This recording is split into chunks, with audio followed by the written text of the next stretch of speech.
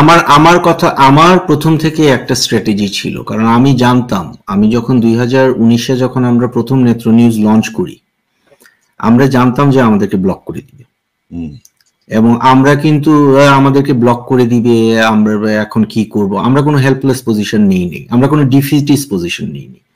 Block করার আগে আমরা ডিসাইড করছি যে এইভাবে ব্লক করবে, আমরা এইভাবে ব্লকটাকে বাইপাস করব। 72 ঘন্টার মধ্যে ব্লক করছে, 76 ঘন্টার মধ্যে আমরা আমাদের মিরর সার্ভার আপ করছি। আমি যদি ওই দিন 2019 সালের 26-27 ডিসেম্বর আমি যদি বসে থাকতাম, আমার মানবাধিকার লঙ্ঘন হয়ে গেছে, এখন আমাকে এসে কেউ সাহায্য করো, আমি বিচার দিতাম বিভিন্ন জায়গায়, কি আমি আজকে নেত্র নিউজ এই জায়গায় আসতো না। আমি জানি যে এই আঘাতগুলো আমার উপর আসবে, আমি এই আঘাতগুলোকে ফেস করে আমি সামনে যেতে হবে, এটা আমার কাজ সাংবাদিক হিসাবে। এখন আমি শিক্ষক হিসাবে আমার উপর আর কি আঘাত আসতে পারে, ছাত্র হিসাবে, অধিকার কর্মী হিসাবে আমার উপর কি আঘাত আসতে পারে, এটা আমাকে আগে থেকে অ্যাসেস করে আমাকে আগে যেতে হবে। আমি যেটা আবার বলবো যে আপনি দেখেন যে বিএনপির অজস্র সমালোচনা, আমি নিজেই সমালোচনা করি, রাইট, কিন্তু বিএনপির যে লক্ষ লক্ষ নেতা কর্মী, কি কারণে তরুণ নেতা কর্মী, ছেলে মেয়ে নির্বিশেষে গত ইলেকশনের সময় পালায় পালায় ধান ক্ষেতের মধ্যে ছিল, এদের যে অবদান, এটা আপনি কি অস্বীকার করতে পারবো বলেন? ওরা তো কারোর জন্য ওয়েট করে, ওরা কোনো এমিরেটস অধ্যাপকের জন্য ওয়েট করে নাই, আমার বা আপনার জন্য ওয়েট করে নাই যে আসো ডাক দাও আমরা নামলাম। তো এই যে ওভারঅল আমাদের প্রতিবাদী চেতনায় কিছুটা আমরা দেখি যে ভীত সন্ত্রস্ততা বেড়েছে মানুষের মধ্যে। আমাদের নিরাপত্তা বাহিনীর যাদের মানুষকে রক্ষা করার কথা, তারা মানুষের কাছে আসলে আতঙ্ক হিসেবে ব্যবহৃত হয়েছে। গুম, খুন, মিথ্যা মামলা, এবং দুর্ভাগ্যজনক হচ্ছে একটা মিথ্যা মামলা নিয়ে কোর্টে গেলেও সে প্রতিকার পাচ্ছে না। ম্যাজিস্ট্রেট তাকে বলছে, আমাকে একজন বলছিল যে পুলিশ আমাদের পিটাই নিয়ে গেছে 164 করার জন্য, ম্যাজিস্ট্রেট আমাদের গায়ে মাথায় হাত বুলিয়ে বললো যে আপনি কি স্বেচ্ছায় দিচ্ছেন? আমি ম্যাজিস্ট্রেটকে বললাম না স্যার, আমি তো স্বেচ্ছায় দিই নাই। ম্যাজিস্ট্রেট তখন পুলিশটাকে বলছে, কি কারে আনছো, রেডি করে আনো নাই? হ্যাঁ, পুলিশ নিয়ে তারে আবার ওই কোর্টে হাজতের বাথরুমে নিয়ে আরেক মাইক দিছে, তারপর সে 164 বলছে আমি সাইন করে দিলাম। আমি এখানে একটু অ্যাড করি। আপনি দেখেন যে 2012, 13, 14 সালে মানে এই যে কোর্টের সাজানো মিথ্যা মামলা থেকে বড় প্রবলেম ছিল গিয়ে গুম এবং এক্সট্রাজুডিশিয়াল এক্সিকিউশনস, যেটা আমরা বডি কাউন্টেও দেখাইছি।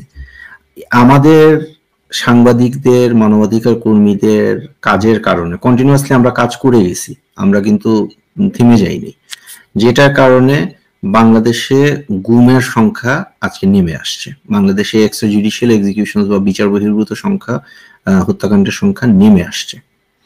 এখন নতুন নিত্য নতুন যে তারা টুলগুলো এমপ্লয় করতেছে, যেমন কোর্ট সিস্টেমকে করা, এগুলা নিয়ে তাহলে এখন আমাদেরকে কাজ করতে হবে, নতুন করে কাজটা শুরু করতে হবে, কারণ এইটারও একদিন সমাধান হবে। মানে ওদের হাতে, মানে জালিমের হাতে জুলুম করার অস্ত্র কিন্তু অসীম না, ওই ঘুরে ফিরে কিন্তু 4-5টা অস্ত্রই থাকে। ওই যে আর খলিল ভাই ধরেন সবাই কিন্তু মানে ঐক্যবদ্ধ হচ্ছে না, কেউ সাংবাদিকরা ঐক্যবদ্ধ হোক, শিক্ষকরা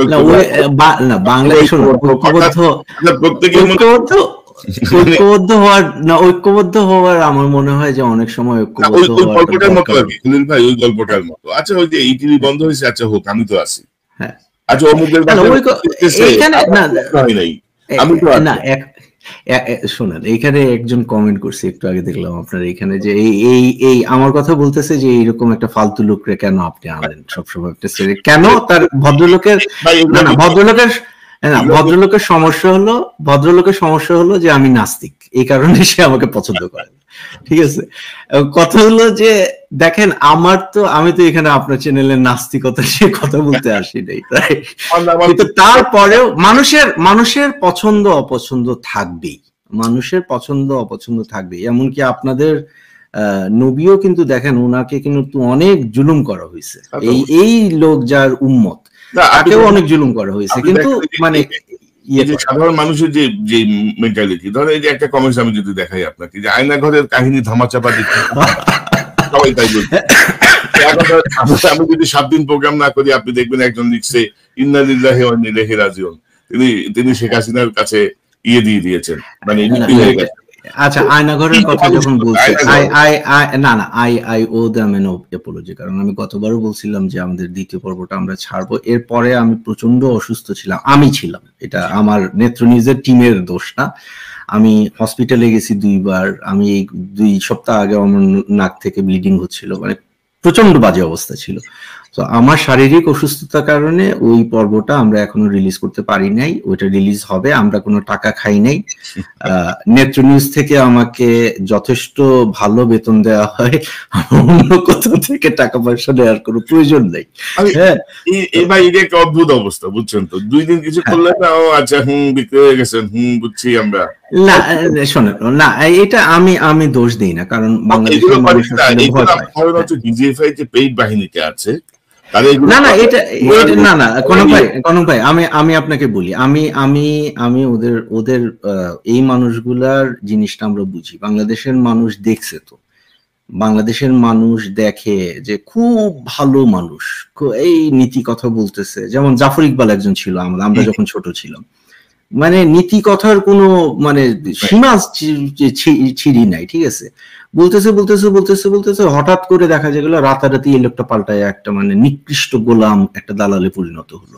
হ্যাঁ, তো এই যে আমাদের মতো পাবলিক ফিগারদের ব্যাপারে বাংলাদেশের মানুষ সন্দিহান হবে না কেন?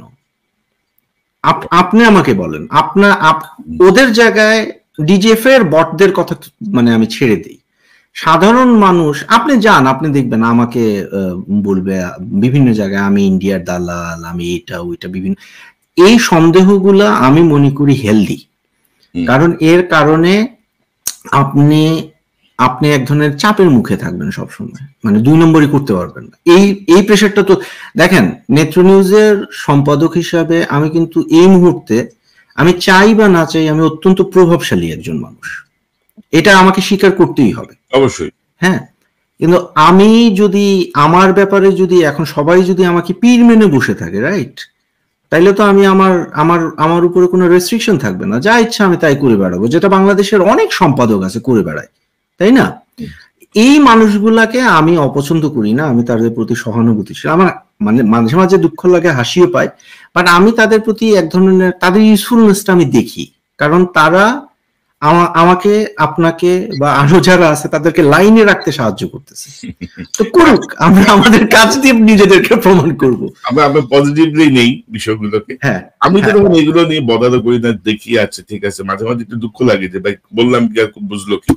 তো খলিল ভাই, আমরা শেষ দিকে অনুষ্ঠানের এই যে জেনারেল আজিজের ব্যাপারে বাংলাদেশ সেনাবাহিনী তার স্বচ্ছতা এবং তার যে অবস্থান সেটিকে সংহত রাখার জন্য আপনি কি মনে করেন যে বাংলাদেশ সেনাবাহিনীর পক্ষ থেকে কোনো তদন্ত করা উচিত বা কোনো পদক্ষেপ নেওয়া উচিত?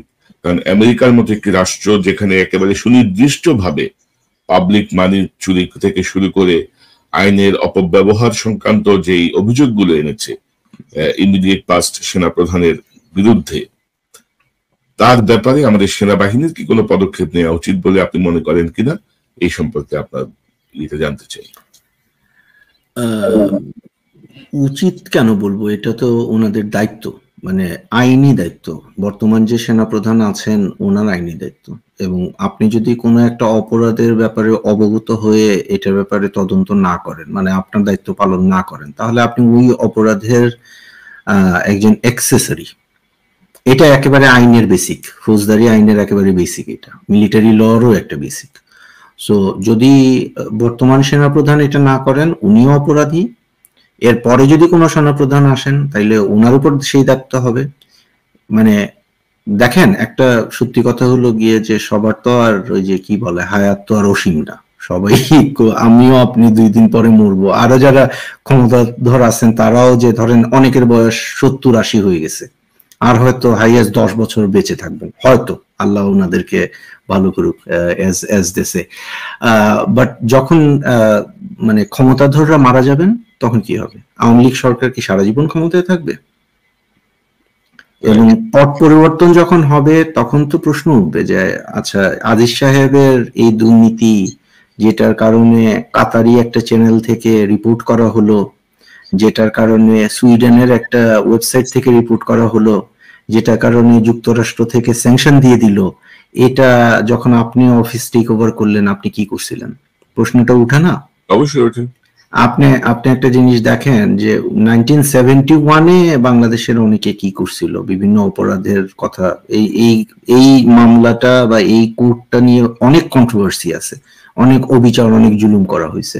কিন্তু মানে ওই 1971-এর অপরাধের বিচার কি আইসা 2013, 14, 15-তে হয় নাই? ফাঁসি দেওয়া হয় নাই লোকজনকে? তো সবাই যদি মনে করেন যে না এটা একবার হয়ে গেছে, আজিজ সাহেবও তো হয়তো মনে করছিল যে কিছু হবে না, উনি তো সারপ্রাইজ না। সবাই ধরে নিচ্ছে যে আল জাজিরা একটা প্রতিবেদন বা নেত্র নিউজের রিপোর্ট, এগুলা মানুষ অনেকে মনে করছে যে এগুলো হারিয়ে গেছে সময়ের সাথে সাথে, কিন্তু দেখা যাচ্ছে যে না, এগুলোর বিশাল ইম্প্যাক্ট আছে এবং সামগ্রিকভাবে আসলে এটা আমাদের পুরো দেশকে ক্ষতিগ্রস্ত করবে। যেটা আমি প্রথমেই বলছিলাম, আমাদের সেনাবাহিনী, আমাদের র্যাব, বিদেশে যারা যাচ্ছেন শান্তিরক্ষী মিশনে, তাদের উপর প্রভাব ফেলবে, আমাদের সাধারণ জনগণের উপর প্রভাব ফেলবে। এবং ধরেন আপনি বলছেন যে অনেক অপরাধী রেমিটেন্স যোদ্ধা হিসেবে বিদেশে চলে যায়, পাড়ি জমায়, কিন্তু ইদানিং আপনি যদি দেখেন যে বেশ কয়েকটা ঘটনা ঘটেছে। মালয়েশিয়া ধর্ষণের শিকার হয়েছে, গ্যাং ওয়ারে বাংলাদেশি মারা গেছে। তো ধরেন স্বভাব কিন্তু বের হয়ে আসবেই আর কি, যেখানেই থাকুক স্বভাবের নাই। এবং শান্তিরক্ষী মিশনও সম্ভবত বাংলাদেশের বেশ কয়েকজন অভিযুক্ত হয়েছেন কিছু আইন লঙ্ঘন, কিছু যৌন অভিযোগের কারণে। বাংলাদেশের একটা কন্টিনজেন্টের কয়েকজন সদস্য বেশ আগে, আমি এক্স্যাক্টলি ইয়ারটা মনে করতে পারি, ওনারা আপনার শিশু ধর্ষণ করছে। এটা শুধু মানে এটা তো জঘন্যতম অপরাধের মধ্যেও জঘন্যতম অপরাধ। হ্যাঁ, পাপ তো চাপা থাকবে না, তো বের হয়ে আসবে। স্বভাব আপনি লুকাইতে পারবেন না। যে খুনি সে খুনি, যে খুনি সে হয়তো এখন হয়তো পাজামা পাঞ্জাবি টুপি দাঁড়িয়ে নিয়ে ঘুরতে পারে কেমোফ্লেজ করার জন্য, কিন্তু আপনি দেখলেন না কয়দিন আগে এক বাউলরে ধরলো, সে 3-4টা খুন করে আসছে, চলে হচ্ছে সফর গায়ে হচ্ছে ভক্তিমূলক গান, আধ্যাত্মিক গান। তো আমার মনে হয় যে আমাদের সবারই, দেশকে যারা ভালোবাসি তাদের সবারই সকল কিছুর ঊর্ধ্বে দেশের পক্ষে থাকা উচিত। জয়েন্ট ক্রিমিনাল এন্টারপ্রাইজের ভীতি থেকে বের হয়ে আসা উচিত। সাইকোপ্যাথি কার্যক্রম থেকে সতর্কতার সঙ্গে মোকাবেলা করে আমাদের দেশকে রক্ষা করা উচিত। খলিল ভাই, আপনার সর্বশেষ মন্তব্য জানতে চাই। আমার সর্বশেষ মন্তব্য হলো যে আমি আশা করব যে ডয়চে ভেলের যে অনুসন্ধানের বাংলা ডাবিংকৃত ভার্সনটা সবাই দেখবেন। ইতিমধ্যে যারা ইংরেজিটা দেখেন নাই তারা দেখবেন। আর এইখানে কিছু অসত্য প্রোপাগান্ডা আমাদের সবার বিরুদ্ধে হচ্ছে, এটার ব্যাপারে সতর্ক থাকবেন। বাংলাদেশ সেনাবাহিনীকে বা পুলিশ বাহিনীকে জাতিসংঘ শান্তিরক্ষী মিশন থেকে বের করে দেওয়া হবে এটার জন্য আমি নাকি সিআইএ এর টাকা নিয়ে ষড়যন্ত্রে আছি, এটা সম্পূর্ণ মিথ্যা। আমরা চাই যে বাংলাদেশের নাগরিকদের বিরুদ্ধে যারা অপরাধ করছে সেই র্যাবের সদস্যরা যেন মানে এক ধরনের অ্যাকাউন্টেবিলিটির সম্মুখীন হয়, এটাই নিশ্চিত করতে চাই এবং সবাইকে শুভেচ্ছা জানাই। ধন্যবাদ খলিল ভাই। র্যাব বা আর্মিকে নিষিদ্ধ করার জন্য ডয়চে ভেলে বা নেত্র নিউজ লাগবে না। তাদের যে কর্মকাণ্ড জমা হচ্ছে, অবজারভেশনে আসছে ইন্টারন্যাশনাল কমিউনিটি, যারা এগুলো করে, যারা এগুলো অর্গানাইজ করে, তাদের কারণেই, তাদের কর্মকাণ্ডের জন্যই তারা বিপদগ্রস্ত হবে যদি তারা সংশোধিত না হয়। ভাই, আপনাকে অসংখ্য ধন্যবাদ। আশা করি আপনার আয়নাঘর যেদিন আপনি রিলিজ করবেন সেদিন চেষ্টা করবো আমার এই চ্যানেলে একই সঙ্গে রিলিজ করার জন্য। বাংলা ভার্সনটা আসলে যদি তারা অনুমতি পাওয়া যায়, আমি বাংলা ভার্সনটাও শেয়ার করতে চাইবো সবার সাথে। কারণ এগুলো আমাদের দেশের জন্য, যেমন ধরেন এই যে আজকের আলোচনাটা, বাংলাদেশের কোনো পত্রিকায় কিন্তু ডয়চে ভেলে এর নিয়ে কোনো আলোচনা নেই, সোশ্যাল মিডিয়াতে কিছু লেখালেখি আছে। তো আলোচনা বাংলাদেশের মানুষের কাছে পৌঁছে দেওয়ার জন্য আসলে আজকের আলোচনাটা আমি মূল হঠাৎ করে আপনার সঙ্গে কথা বলে সাজালাম। প্রয়োজন, মানুষ জানা প্রয়োজন। আপনাকে অসংখ্য ধন্যবাদ খলিল ভাই। Thank you very much. দর্শক, এতক্ষণ যারা এই অনুষ্ঠান দেখলেন, নিশ্চয়ই আপনারা এই আলোচনার মর্মার্থ উপলব্ধি করতে সক্ষম হবেন। কথা খুবই স্পষ্ট, যেটি আমরা ইতিমধ্যে অনেকবার বলেছি, যে কিছু ব্যক্তি বা প্রতিষ্ঠানের জন্য কিছু মানুষের কারণে পুরো বাংলাদেশ ক্ষতিগ্রস্ত হচ্ছে।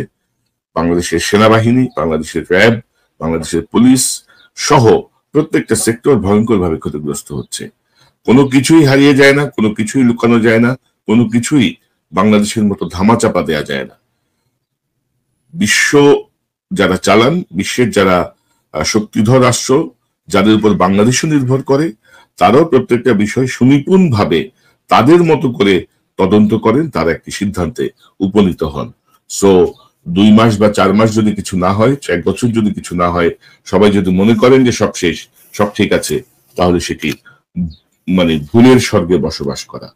বাংলাদেশের স্বার্থে সবাইকে আমরা আহ্বান জানাবো, দেশপ্রেমের স্বার্থে বাংলাদেশকে রক্ষা করতে সবাই যার যার অবস্থান থেকে ভূমিকা রাখবেন, তৎপর হবেন। দর্শক, এই চ্যানেলটি সাবস্ক্রাইব করে আমাদের পাশে থাকুন। এই চ্যানেলের মেম্বারশিপ নিয়ে আমাদের